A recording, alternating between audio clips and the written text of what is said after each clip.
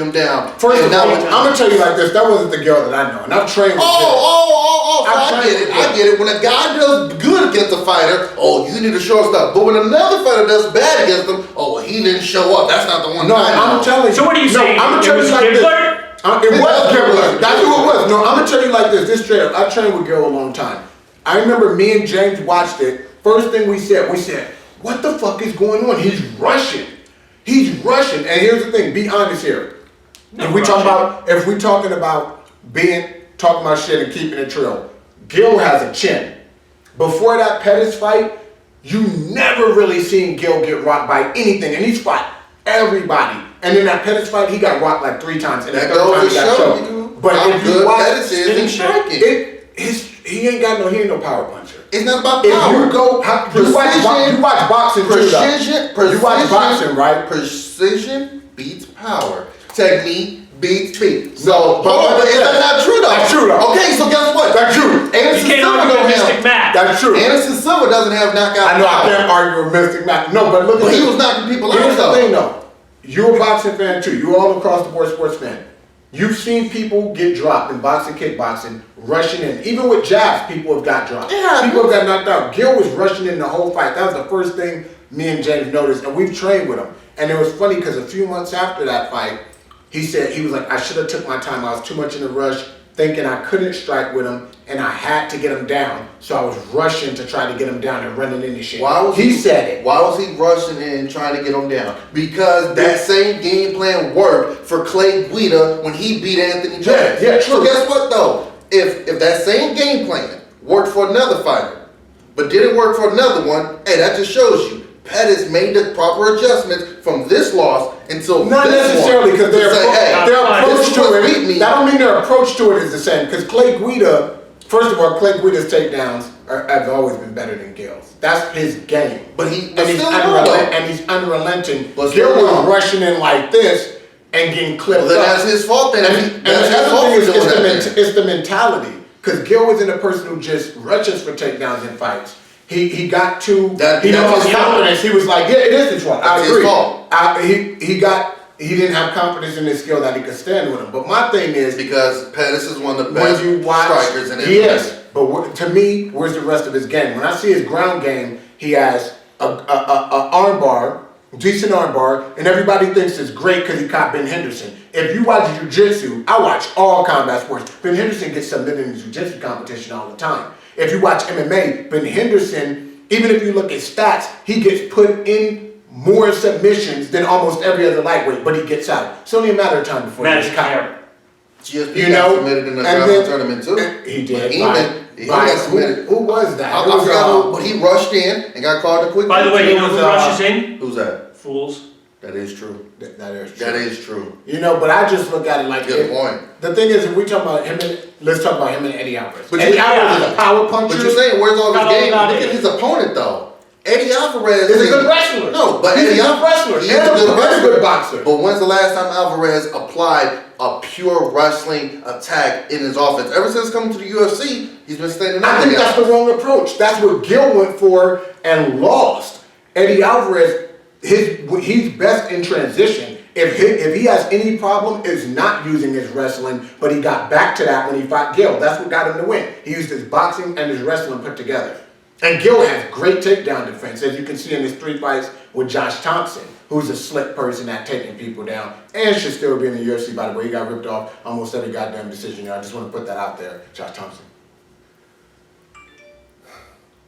So I'm going with Eddie Alvarez in this. If you look at Pettis, he's a range fighter. He's even said in recent interviews himself, he's like, I get caught up too much in a brawl. Eddie Alvarez is the perfect guy to make that a brawl.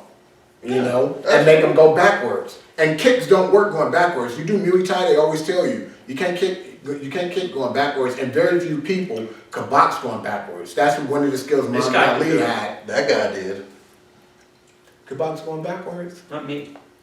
That guy did. Oh, yep, I just said that. You see, I just said. Spill, what you think about this? What you think about Pettis versus Alvarez? Because this is an MMA match, not boxing.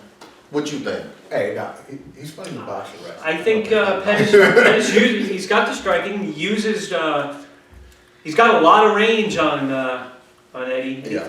Little guy. Yeah, Philly though. We got the Philly heart, you know? Yeah. You know? Yeah, the Tommy Rocky movie though, man. That Philly Heart only can take you so far. It take him pretty far. He got, you know when he fought Cerrone, he got fucked up. Yeah. That Philly heart. Yeah. It keeps him in there. So, I'm going with Showtime. Sorry. Sorry. I like Eddie. I'm a big fan. No, you know, he's always an exciting fighter. I think this will be a great fight, but No, you know, and look, I think Pettis has the edge. Yeah, I think it's going to be a very good fight. I don't think it's going to be a one-sided ass whooping outside of a flash KO, which can always happen in 13 seconds even. But I just think Pettis, you know, he's got Ben Askren, Tyrone Woodley, his brother, Duke Rufus training him, and I just think Pettis, he doesn't show all of his game, but then let's be honest.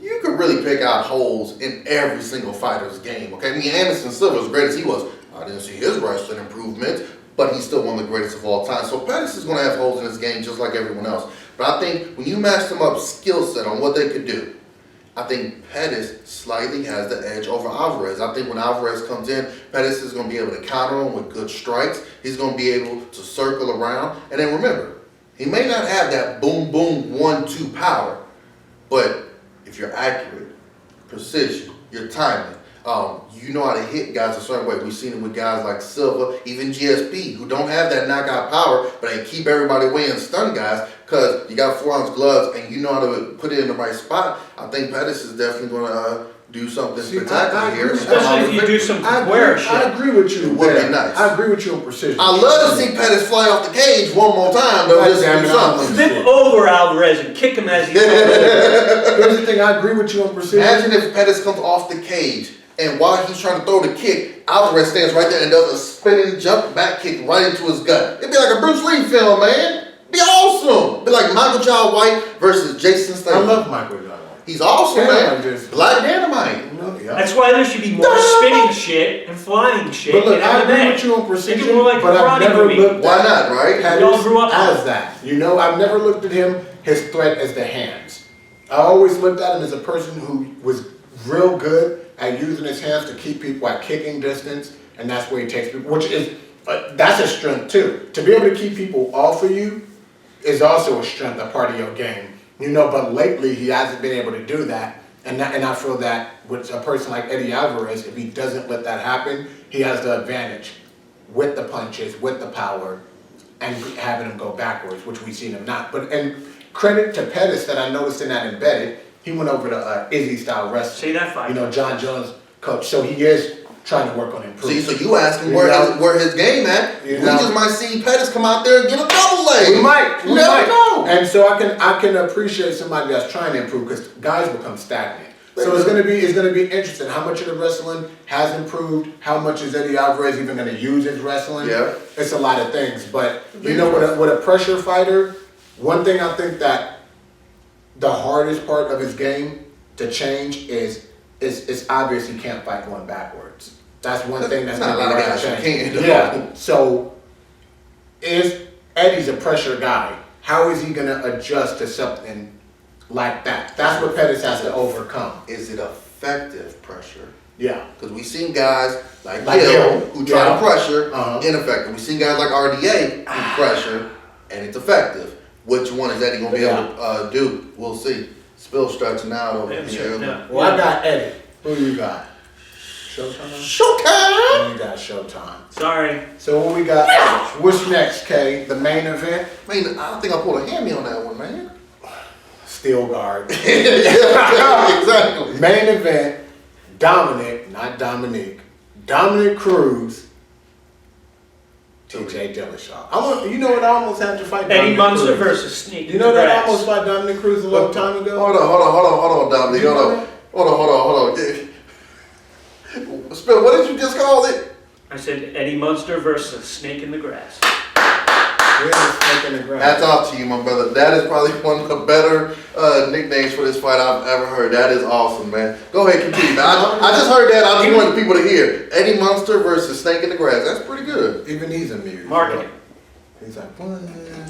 Yeah, I almost fought Dominic Cruz a long time ago. For I'm giving away my age here. I'm old as fuck. I was doing this before it was cool, motherfuckers. They almost fought him in Total Still not Combat. cool. In Total Combat. That used to be a show when California had pro shows. Get it together, Cali, goddammit. East Coast, Midwest shows everywhere. California died. Too many taxes, man. It Taxes is too high.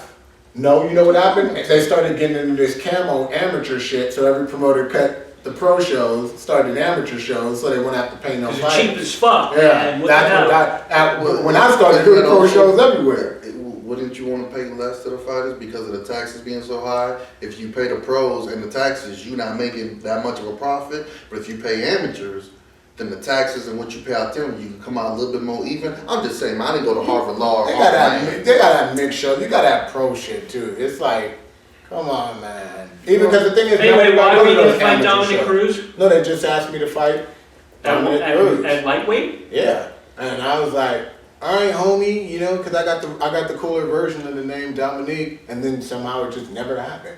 And look at him now. What He's could have one of been? the best in the world. Yeah, I don't even think he's one of the millions of people who ducked me. It just literally just dissolved. No, when it comes to Dominique, man, I don't think he'll duck anybody. Yeah. Potentially. Now, given his height, being Eddie Munster, he might duck you just from a physical standpoint, but intentionally no. But I tell you, I'm so jacked for this fight. Me too. It's fight week. I please, baby, 3 pound, 8 ounce, baby Jesus, please do not let Dominic get injured this week. Like for Brian any Cobb, reason. the day up before his fights in World Series, fighting 3 Yes. fights in a row. Exactly. Or Kevin Randleman when he was walking out and slipped on the pipe.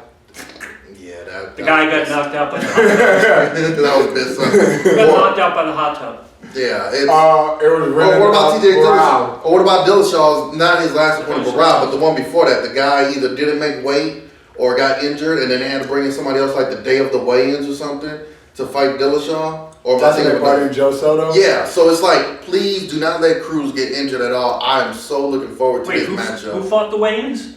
No. They got like a guy the Damon day of the Wayans? weigh-ins. Well, look, you fight Damon Wayans, you got like 50 other Wayans you got to deal with, and they're all actors and actresses. So I'm not messing with the Wayans. And who's the guy that got signed to the UFC and then was warming up backstage and like tore his ACL and shit? Hey, yeah, might be CM Punk the way how long is it taking him to come in there and make So basically, we don't want any of this to happen. basically bubble wrapped and everyone's Alright. memory foam, just pad up the rooms and Dance the ball. Yeah, just please do not let anything happen. You're talking about Dillashaw, probably the most effective offensive output fighter in the featherweight division against the best defensive fighter in the division in Cruz. Both have mirror images of their styles. They like to move around. They both carry their hands low. They do a lot of feints. They come in, rush them, then they back out. Dillashaw, he's shown to have slightly, maybe a little bit more power, but because we haven't seen Cruz in a while, maybe it's just recent memory is going to Dillashaw. Mizugaki. No, and that's why I said That was all his recently. power right there. Exactly, but that's Yeah. what I'm saying. Recently, maybe it's because Cruz hasn't been as active.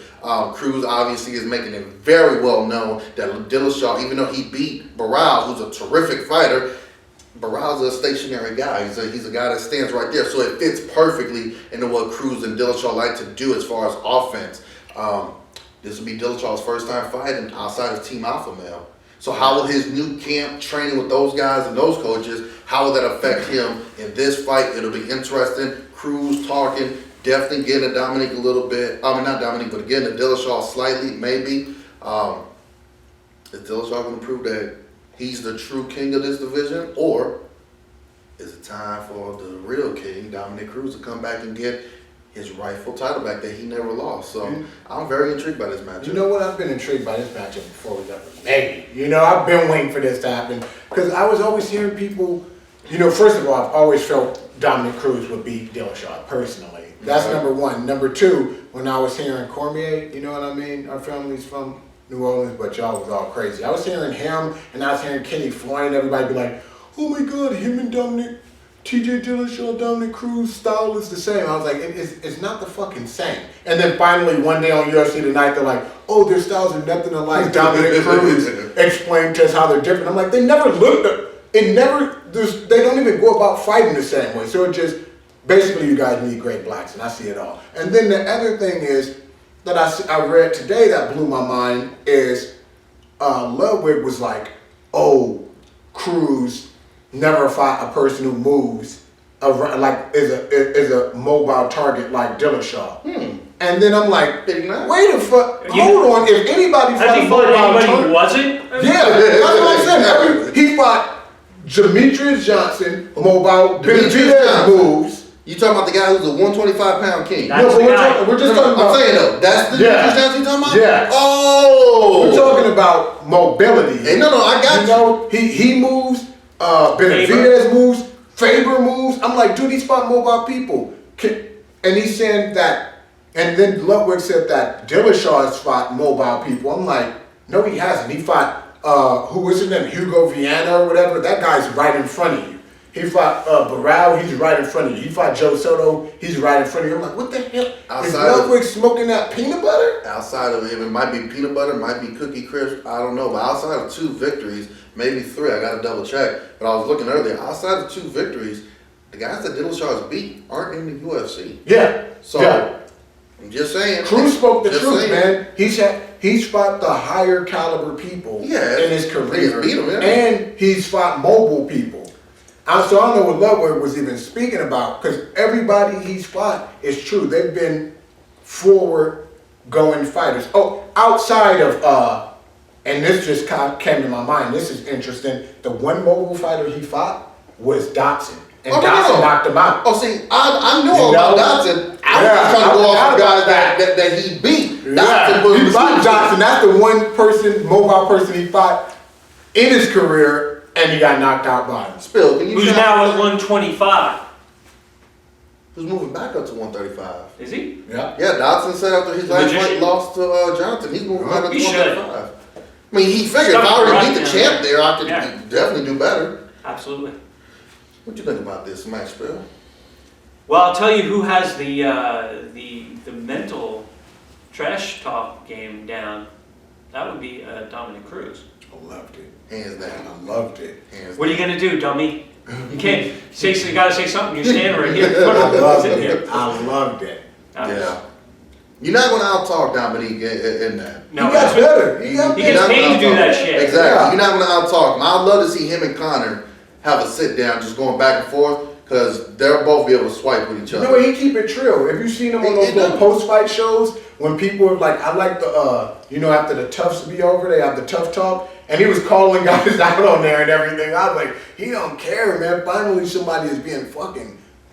Say the fucking truth. You know, it's almost like these analysts and stuff, just like the reporters when I was at The Time Is Now, it's like they're scared to ask shit or say shit because they feel like the UFC is going to ban them. I'm like, wow, say something. The UFC dude. has kind of banned. Yeah, they have banned some. They don't like Trill Talk there. They've shown already. There's some Speaking of the UFC not liking Trill shit, what's up with Reebok? Let me stop for a minute. What's happening?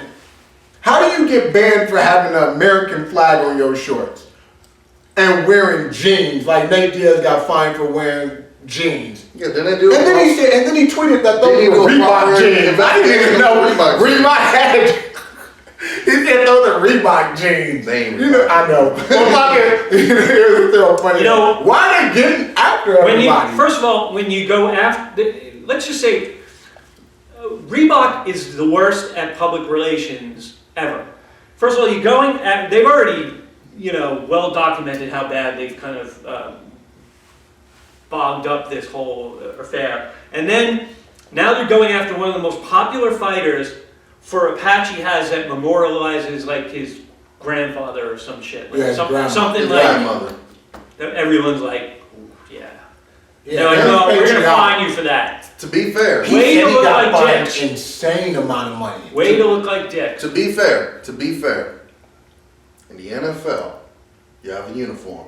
The NFL has fined several guys for breaking that uniform code. Even if you have the eye black on it, you have words on it, you're not allowed to wear eye black. So, yeah, but granted, an advertisement is an advertisement. But those guys weren't. I forgot the name. I think it was Casey Hayward. Maybe if it's not, excuse me. But it's a player for the Steelers. He was wearing one to commemorate his dad who had passed away. Yeah. Who was also a former football player. They said, sorry, it's the rules. Right. Now, we don't like it or whatever. And maybe the UFC should change it. But the rule is you got to wear this without interfering with it. So it sucks, and I'm sorry. But rules are rules, and that's how it is. So I get it. It does suck. But or just like in the NBA, you can't wear headphones when you're warming up with your warm-ups on and doing the layup drills. You can't wear headphones because that violates the uniform. Granted, there's hardly any fans in there anyway. Okay, let me ask you this, because you know that's about against the rules. So he was wearing the patch and the thing. Okay, I understand that. What about Nate, who just wore jeans up to the weigh-ins? Same thing. You know, well, just like now in the NFL, they made it to where they're represented by Bose headphones. So you can't wear Beats. So 90 minutes after a game, in between that time, you got to wear what they say got to wear. So you can't wear Beats headphones to the interview. Some players will do that. They will wear their headphones over their neck, go up to the podium and do an interview. Now, if you do that and it's not 90 minutes after the game, you got to wear Bose headphones, or you got to cover up the Beats logo because Bose and NFL have a contract. So it's the uniform. And in the UFC, you got to wear Reebok stuff at open workouts, weigh-ins, interviews on television, or whatever the case may be. But there's still, by doing that, regardless of these are the rules, and we don't, you bend it for this one, then someone else says, well, oh, this is for my, my daughter's fucking, science fair, and where do you draw the line? I get it. However, everyone still thinks Reebok are dicks. Yeah. Everyone hates them, and this is doing them no PR favors. Oh, okay, let me ask you about this though. I understand what you're saying. Mm-hmm. It makes sense. But NFL players make so much more than UFC fighters. Mm-hmm. So even if they were getting fined, like Cowboy said something about, he thought it was going to be a $5,000 fine. He was like, fuck it, this is more important to me. And he said he got fined an insane amount. Yeah. Where do you think, they don't get paid that NFL money. No, Where do you think that it has to stop somewhere? Well, Because at that point it's getting crazy at that point. Well, the only way it's going to stop is if the UFC pays its fighters a little bit more, so that when they get hit with these kind of fines, it doesn't affect them so much financially. Excuse me. But I mean, they don't get paid as much, but it's just part of the rules, man. I mean, what if you're in an NCAA college and you go out to a wrestling and they say, hey, you can't wear these type of shoes on the mat? Well, then I come out there wearing these shoes. It's small fact, but it's against the rules, right? Well, then it's just I understand the rules. in the fight, but when you wearing like a shirt of your team to the weigh-ins, or jeans that you take off and have the Reebok stuff under that weigh-ins, and you get fined this amount, is crazy. And then, like you said with Reebok, they got Nate, super popular, Cerrone, super popular, and RDA, the champ. Those are the three people fined. And my question is, and this to both of you, let's say Conor McGregor had an Irish flag sewn onto his shit. Would the same thing have happened? It would have to. Or It would have. Would it have? But would it have? The guy's picking his own fights and everything. I have a Would it feeling have? Conor would just whip it out of his crotch, out of his cup, and be like, "There's your fucking money." Well, I mean, look, they fined John Jones change. before for doing stuff as well. They hate him. Outside of it, he's their biggest draw. No, that's true. But at the same time, look, you set a standard. Now, Grant, I will say this: if Conor got fined, I bet you the UFC will try their damnedest to try to keep that fine on the low, so that nobody finds out about it. But it is what it is. All right, let's come on, we got a fight to get to. Well, I pick Cruz. I feel his game. I feel, like I said, I always. Oh, you know what? And on Embedded, did you guys watch Embedded? The way it started was crazy when Cruz was like, this guy's trying to move the way I move and copy, and they were showing side by side clips. I was like, God damn, he was really doing the same shit Dominic Cruz had been doing a long time ago. And I feel like, you know what I mean? Like, is the prototype better than the new machine? You know what I mean? Because like, RoboCop, he beat Ed 209. You know what I'm saying? RoboCop beat Ed 209. It was also kind of written in the script, but You know what I mean? that's true. That's what he did. You know what I mean? So I feel like the prototype, Dominic Cruz, that's his thing. I feel like he can do it better. He puts the transition and takedowns. Him and Mighty Mouse are probably two of the best at that in GSP. He has that knee tap and everything. You don't really see TJ, he got stuck in striking mode, and I think that he's going to get killed in the transitions and everything. So I got the decisionator as well.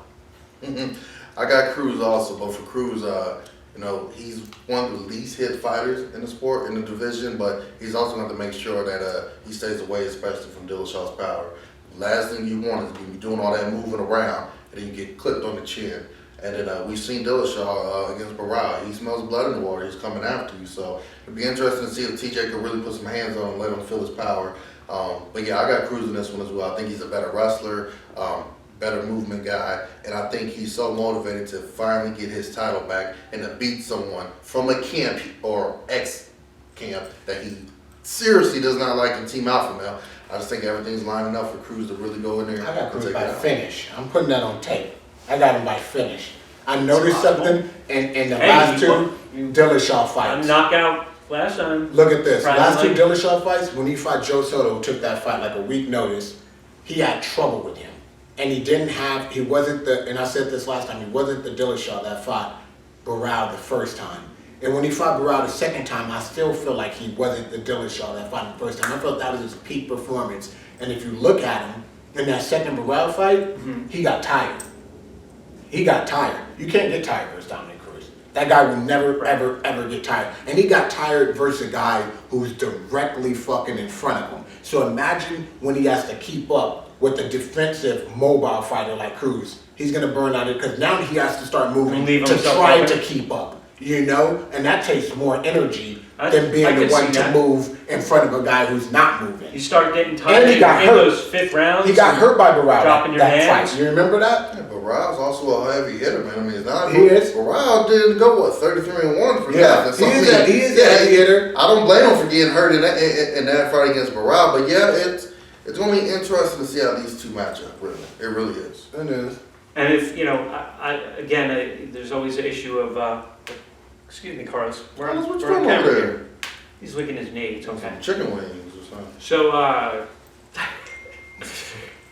if Cruz comes in 100%, which who knows, but again, he's a smart guy. I don't think he's going to come in at any sort of significant disadvantage physically. So, if he's signing up for the fight, you can pretty much bet that he'll be ready to go physically. So. Then you're gonna I try don't to think finish it it'll on be an UFC tonight too afterwards. You got to, man. You got to.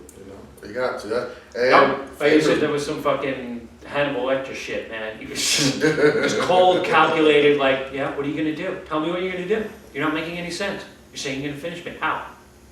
Dominique's like that And smart. TJ's like, "Brrr!" Dominique's like that smart kid that had to go to a remedial class for like a period, and he just sits in there and just trolls all the stupid kids because they're stupid. And he's like, no, 2 + 2 is not 22, you F-tard. So it'll be interesting to see. The winner of this obviously got Uriah Faber waiting in the wing. Are we going to get the rubber match of Cruz and Faber? Or are we going to get the rivalry match of Big Brother versus Little Brother and Dillashaw and Faber? So that's going to be an interesting one too. So can't wait for that one. So, I know you were interested in a couple of things that got announced. 97. Oh, we're getting a little late. Yeah, we should say that for next time. Okay. Spoiler alert. Spoiler alert, we're gonna cover that next time. Next time we're gonna talk about some matches that got made that has the world going cuckoo, cuckoo. So, Judo! Judo! Judo didn't work out last time though. It doesn't always. You can't just have some judo. You have to have some judo! I know, so she gotta increase her power, like go from Super Saiyan 1 to Super Saiyan Power 2. up. Get the right mushroom. Should got some help from Megatron. I know. God damn it. She needs to go to Detroit and cross. She might end up a prostitute. Hey, for real, you just right. Well Just done. Don't go there. So, closing out, tell them where they can reach you at. Spillbag of Ice on the Twitter and the Instagram. Carlos B. Dog on Twitter. K Lua 11, both Twitter and Instagram. That's KLUA11. Hey. I like the way you ended that. I want to start ending this stuff like that from now on. At Fallen Angel 510, Twitter, Instagram. Add that to the end of Facebook.com. That's my fan page. Check me out. TheRealFallenAngel.com. Check it out. It's brand new. Did by my nutritionist and PR agent, Crystal Galasso. My manager, Tree Viegas, on there. Contact Tree. She got a whole squad. You know what I mean? Get me on these cards, motherfucker. You know what I mean? I got more fans than all these motherfuckers. Check the stats. You know what I mean? Check the stats of this shit. Don't be You know what scared, I mean? homie. Don't be scared. You know, hit them up, sponsorship of myself or the show or product placement. Fight Live TV, Silvio Morelli. Check it out, fightlivetv.com. It's like Fight Pass, but everything. Sambo, kickboxing, MMA, judo, everything. And to end it like Kalani, yeah. Should have copyrighted that so you can still sue your ass. Check it out, guys. Thanks.